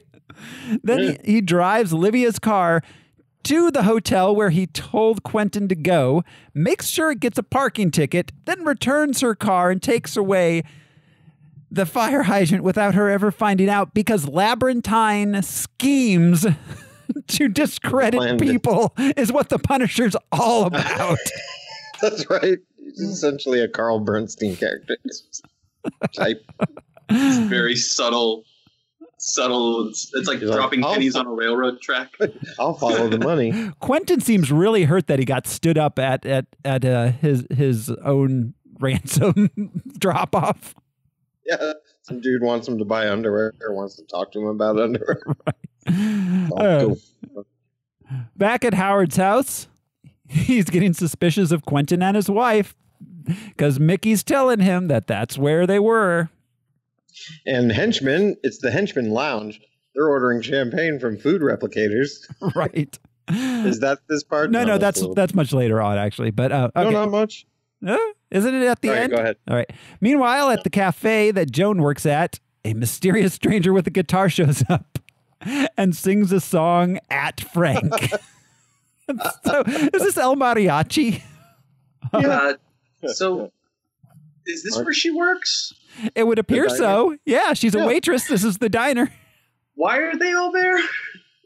Eating? I mean, Frank's eating. Yeah. Frank is eating. I bet she feeds them for free. I bet she doesn't charge. But like, what do those two dudes do though? Like, wouldn't Frank be like, I am not going to eat with these people. I'm staying away from them. I'm going to go eat by myself at another diner. Right. Yeah, you'd think. Like, This is Low-key. This is like how all the friends hung out at Central Perk. Yep. Or the Peach Pit. Well, I mean, yeah. So, I mean, I can't. Is Florida known for its walk-ups? Is what I want to first off. Good point. New York is. All right. So Frank seems unimpressed by Hank Heck's song. His riddle song. Yes. He's like, are you that boy from the news? Timmy Thompson? Why, yes, I've been missing since 1960. That boy from the news.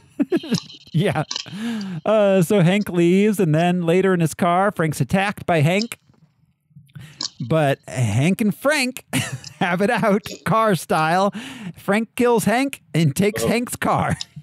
Does he write a song? It was for everybody Harry. He kills? Harry. Oh yeah, it's Harry Heck. Harry Heck? I thought it was Hank Heck. Harry Heck. Harry Heck. I feel bad now. Sorry. Sorry, Harry. Well, it's the same. Hank is a short for Harry, right? Mm-hmm. I don't know what Hank's Yep. Hank is Henry, yeah. Yeah, but does he write a song for everybody? I wrote a song for everyone. Yeah, for every person he Or he kills. shoots them? Is that his thing? Or is he just like, I'm really inspired by this Punisher guy. Yeah. Like, we murdered his family. I'm going to write a song and sing it to him. Then kill him. And then sing it at his funeral. He said I wrote it for you. Story. Like he was at an open mic in a coffee shop. Yeah. I think he writes a song for everybody. He's a consummate professional. Yeah. It's easy to get the jump on the guy who has to sing you the song before. I guess that's like fucking layers or whatever. Yep. Yeah. A little backstory for this guy they kill off right away. Yeah. All right. So that night, Frank blows up a boatload of the Toro brothers' cash that Howard has in his possession with little and almost the Johnny. Twin. Yeah, almost gets the twin. So I'd like to point that he picks up the bomb and sees it's about to go off. Mine. Yeah, and instead of throwing it into the water, he jumps, drops it into the boat, and jumps into the water himself. Yep. This money will protect me. It's true. All right. Enough money. Yeah. Around you. The Toro brothers are pissed off. They show up to threaten Howard. Howard threatens them back. They leave and are never heard from again. So that worked out for him.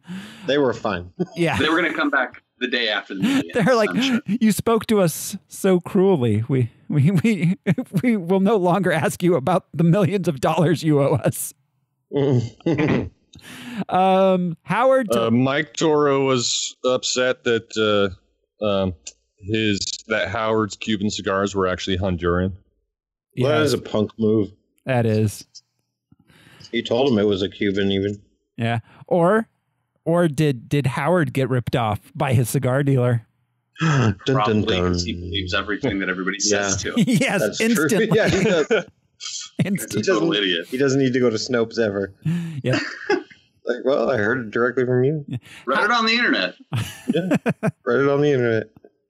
Howard tells Quentin to kill Frank. I don't know what they were doing prior to this moment. All right. Yeah. Oh, now you want him to. Okay. And then he calls in the Russian. Back at the apartment, Bumpo, Dave, and Joan trick Frank into having dinner with them. Bumpo and Dave leave.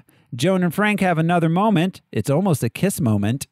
But Frank goes home. Joan goes to Bumpo's.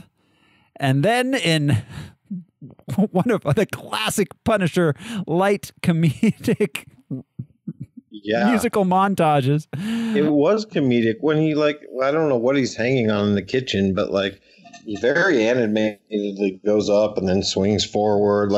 He was going along with the music. Yeah. Too much. Yeah. Frank There's a music way too much. Yeah. Frank gets attacked by the Russian, who looks like he got lost on his way to audition for Robert Altman's Popeye. Yeah, exactly. Why not Handsome Pete? He dances for nickels on the wharf. Oh, hey, the Russian was played by Kevin Nash, who was the Super Shredder in Teenage Mutant Ninja Turtles 2. Oh, Cool. good for Should have him. been Dolph Lundgren. That would have been amazing. That would have been. Lost I'm sure that every opportunity. moment off camera he would have been like, "How am I not the Punisher, though?" That's true. It would have been tense.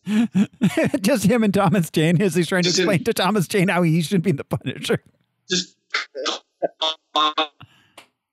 Thomas Jane him around. Where's the director? I'll tell him. I'll show him. Come with me. So all right. So So- Frank. Yeah, go ahead. I had a note about Tom Jane's face. Just the looks on his face were very Han Solo-ish. It's like this. How this is not a comedic role, but a semi-comedic portrayal. Yeah, I can see it. Yeah. Yeah. It's interesting. Yeah. Roguish humor. Yeah. Yeah. Yeah. I just- roguish humor. I imagine Han Solo getting beaten up and looking the same. Yeah, way. totally. Yeah. Smiling for the camera constantly. Yes. Fucking winking directly at us. Yeah. So Frank manages to kill the Russian, busts up the entire apartment in the process. Joan, Dave, and Bumpo have to patch him up. And just as they're finishing up their impromptu surgery, Quentin and Howard's thugs show up. The good guys manage to hide Frank with Joan, while Quentin tortures Dave for information. Dave doesn't crack, though. Howard, Dave's not here. yeah. Howard is unhappy that Frank is still alive. He orders his club closed as a precaution, but he does nothing to protect his wife because it's Thursday. Mm-hmm. Like he No Can't rules mess on with Thursday. Thursdays. don't. I need to golf, man. Right. So Needs are moved. he gets off the phone, EGIT. ordering all his clubs closed, and says to his wife, "Where are you going?" And she says, "It's Thursday." Oh shit! Yeah, it's been a week. yeah. Wow, it's been a week since last Thursday. No, it's been yeah. Well, his Florida mansion, the house number must have been 4, but it had that giant 4. Did you guys notice that? Yeah, I saw that. The wall gate of his. Every time they showed it, it just looked like Channel News 4, Tampa. Yeah. Why are they back at the station? So meanwhile, Frank is pretty much recovered from getting stabbed and multiple concussions. Just a few hours later, thank God it's Thursday, he kills the guard that Quentin left and has a With the industrial-sized paper cutter. yes, This is another great Punisher moment. which he had for cutting all that paper that the Punisher's constantly cutting. That was the next stage of his plan, was to make flyers. Saying, I'm Yeah, coming it's a for you and your family. Kinko's when he's not. So also the name of that character was Cutter, Ah ha ha. Oh. and he had previously Frank had sliced his face open back in Puerto Rico. He had Back in Puerto Rico. he had sliced him in the face with a knife. Okay. So he keeps cutting Cutter. He's Well, like, why wow, does this have to that- be my name? Yeah. That was more deeply. Why can't I be Spoon?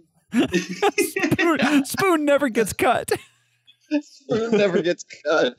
Always feeding him soft foods. Spoon beats knife. So, all right. Spoon just gets cuddled. Yep. He's like big spoon, little spoon. It don't matter. It's all spoons. I'm in to win. Words to live by. So, all right. So it's Thursday. So he steals Livia's car again. It's Thursday. He calls Quentin again, does the whole extortion bit again, then calls Mickey. He starts writing his manifesto. Yes. Yeah. Yeah. Yeah, he does. Okay. He tells In Mickey. Latin. Yes. Right. He has Mickey tell Howard about the parking ticket. Showing him that it's at the hotel that Quentin was at the previous Thursday. Yeah. And then Quentin says, "Get me last month's phone bill." So he's looking for the because the car phone called Quentin, but that was just last Thursday. Do you think there was PCP in his giant Gandalf pipe? Punisher question. Right. So Howard decides to visit Quentin's house. PunisherTruth.com. Punisher Truth. All right. I'm a Punisher birther, personally. I think he was born in Tampa. I think he was born in Tampa. Yeah. Birther. Truther. So, all right. Are we talking Frank Castle or because the Punisher was born in Puerto Rico? That's right. Yeah. He was born in Puerto Rico. So, all right. So, yeah, the Punisher plants the earring at Quentin's house. Howard finds it. And then Quentin arrives back home after not buying any underwear. Yeah. We forgot. Mickey also does, what's his face? The other guy's laundry. That's how he gets the key. Oh, that's so in right. addition to being a car hop and a waiter and a drug dealer and like Al said, gun runner, he does the laundry. Yeah, you know, for a guy that they're so pissed off at for having the boss's son killed, he has a lot of access to this family. Yeah, responsibility. Are there not a lot of people in Tampa? Well, nobody's told Travolta anything about him, so yeah, right. How's he to know? Speaking of the underwear, if a salesman walked up to me in a store and asked, "Need some help with some underpants, sir?" I'd be a little annoyed too. Yeah, I'd say the same thing. Well, yeah, to be fair. And before the camera came out, there were like drawers that looked like a dresser or a cat. It took me a second to realize he was in a store. So I thought this was his particular, Guy Friday coming to help him pick out underwear. Okay. So it ruined the movie then for me. Well, yeah. All right. So Quentin comes home. Howard confronts him and commits the most sensual stabbing I have ever seen between two men on screen. I know. And his little speech about Jim Bowie. Yes. Which was ironic that we learned the Alamo was out this same week. So you could hear about Jim Bowie in the Punisher movie, or you could see him portrayed. What if they were made by the same production company and they're like, "Hey, can you slip something like about Jim? Two Jim Bowie movies? No. So Quentin's dead now. His reactions to getting stabbed were like, "What? What? Who's stabbing me?" Howard goes home, confronts Livia, then kills her by throwing her in front of a train. She's apparently like a Cuban street whore. Like what? He picked her up. Cuba, little Cuba. You were unemployed in Greenland. Yeah, because he drove her down, threw her off a bridge in the prostitute district. Yeah, where he found her. The train conductor prostitutes. Yeah, he throws her in front of a train. Howard goes home. Based on what Mickey told him. Yeah, exactly. And the city parking ticket. Mickey, the guy who in the first reel he was beating up for getting his son killed. Yeah. So all right. Howard then goes home again. He's had a busy Thursday where all his men are having a black soup party and orders them to kill Frank. So they immediately begin drinking champagne. Yep. In the henchman lounge. Yes. And Andrew brought up a good point. Like he rigged the bottle, so that all makes sense that he would actually send it up. But like, thank God they didn't order Manhattans or something like that. Right. Like in the first Punisher, that henchman had all those flutes of champagne on that tray, just so precariously perched. And I will never forget the way he runs into the room with the champagne. Like, I'm ready, guys. I poured a glass for each one of you. Because you're all. His name might have been Eddie as well. You're all special to me. All so special. Yeah. We're a team, guys. So, all right. Frank breaks into Howard's house. He plants a bunch of bombs on cars. Is that his own personal parking lot? Like, is that his employee parking? Like, it's a used car lot. At the end, when they're blowing up, you do see a sign that says Saints Used Cars, but it is literally on the same property as his weird nightclub. Is that also his house? Hall of Justice. Like, what? Where are they? Good question. All right. So, anyways, he kills all. Does he have a bondage office upstairs? I hope. Yeah, like the Crow. You go to Merrill Lynch, and then you go to necromancer. Don't go that high. If you're at the necromancy level, you've got to go back down one flight. So he kills all the men at their black suit boys only champagne party. And then kills Howard's son by making him hold a bomb thing. Yeah, that was cool. Howard tries to flee, but Frank chases him outside, shoots him, tells him that he faked the affair between Quentin and Olivia. It was all. I made you best friend. Right? It was all a prank, bro. The camera's right over there. Literally said, I made you kill your best friend. Then he ties him to the back of a car. Yourself. Sets it driving through the parking lot where dozens of other cars explode in the shape of the Punisher symbol. Who was that symbol for? Like... the Channel 4 News Team traffic copter. I don't know, but Joan was right. He is an artist. Yes. He's all, call me Punisher. That's his last line. He's like, call me Punisher St. James. Call me Punisher, and I prefer they, them. So Frank goes back to his apartment, decides not to kill himself through the black and white flashbacks of his wife now waving goodbye at him. Yeah, and the help of down on her luck, Rebecca Romaine. Yeah. Stamos.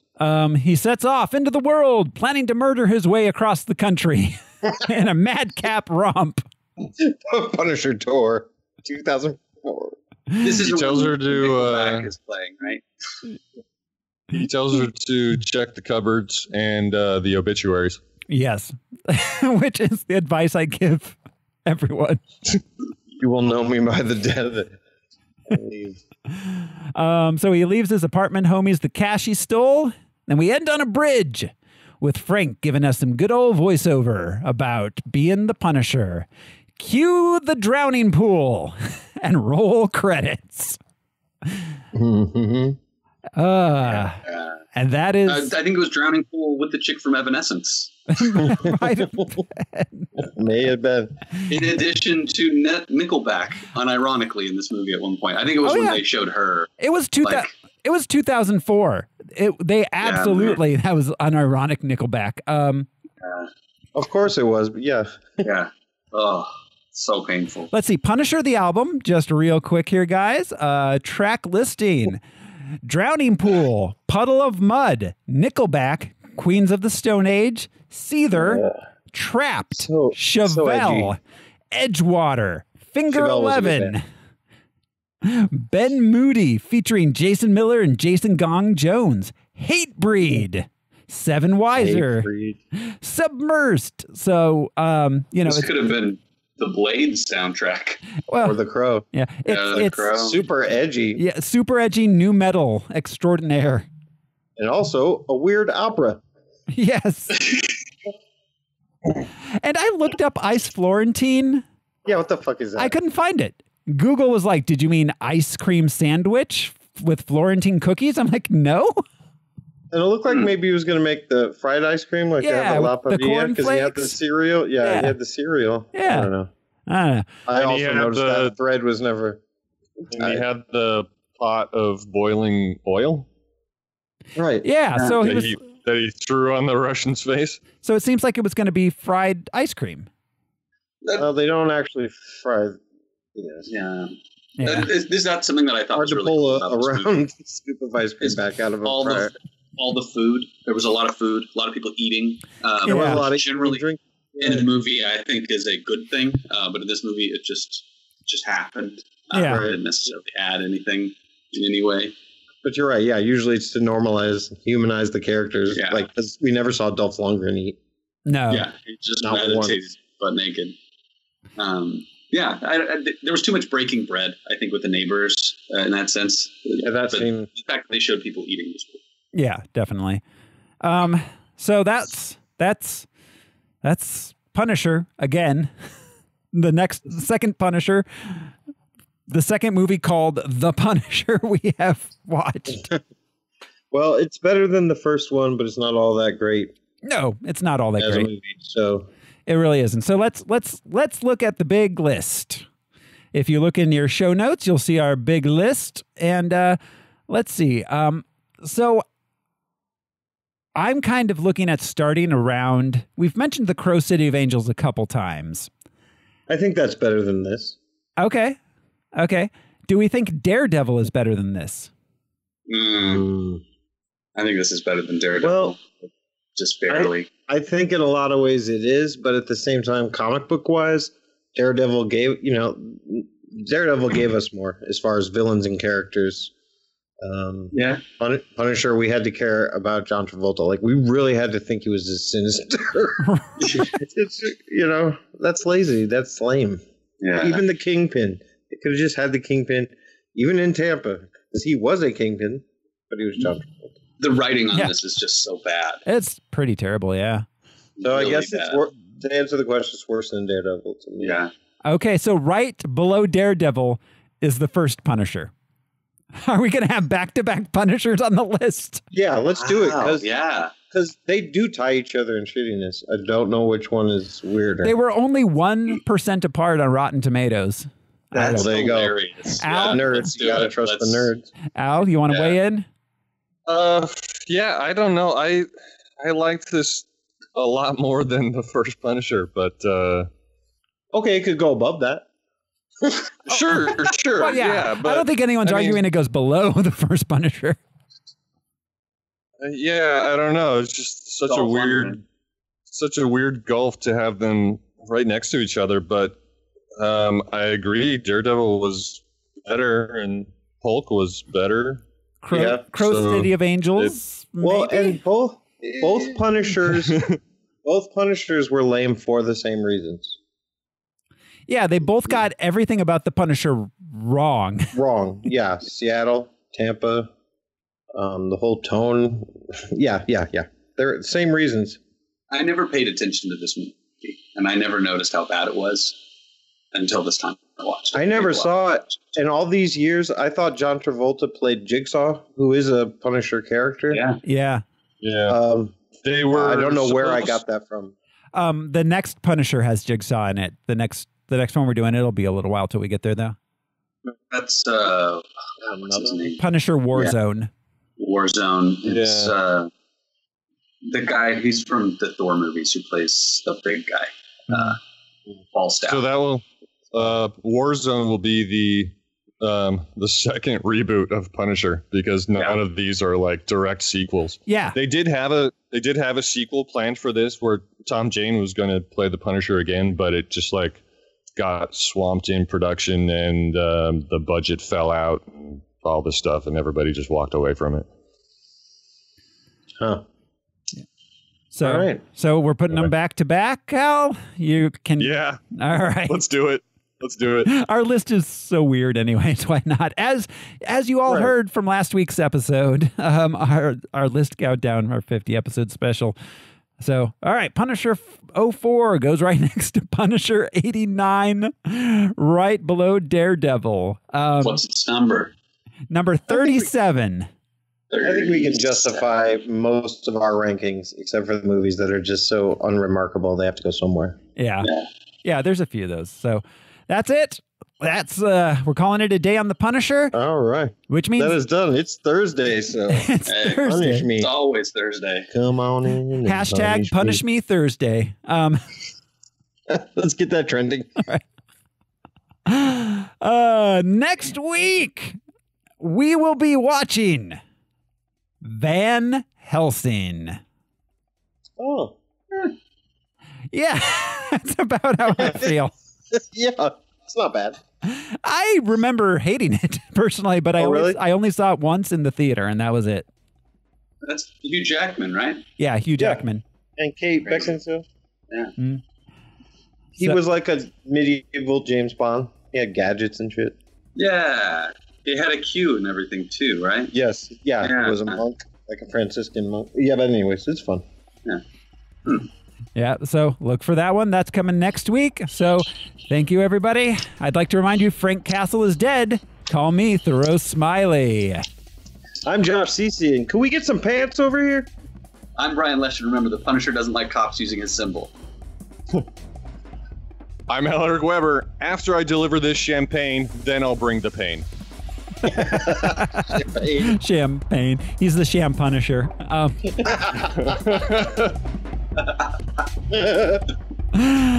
right. Thanks, everybody. We'll see you next week. Bye. Bye. Bye. Thanks. Bye.